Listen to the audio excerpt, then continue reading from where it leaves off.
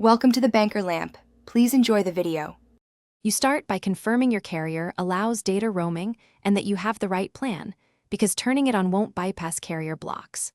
Once done, make sure you're on a stable Wi-Fi network if you want to avoid accidental charges while changing settings.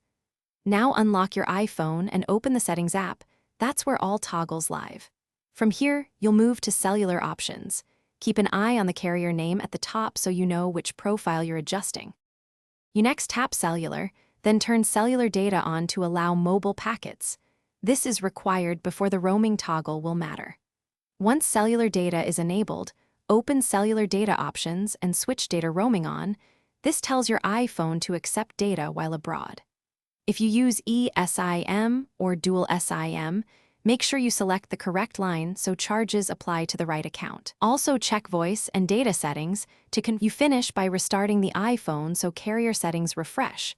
This often resolves registration delays. After reboot, monitor your cellular usage in settings to prevent unexpected charges and make sure the correct roaming icon appears in the status bar. If you don't get service, toggle airplane mode off and on to force a network reattach and verify your roaming add-on is active with the carrier.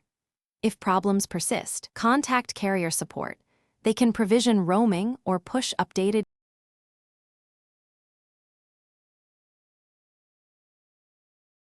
Thanks for watching. If this was helpful, leave a like and consider subscribing. See you next time.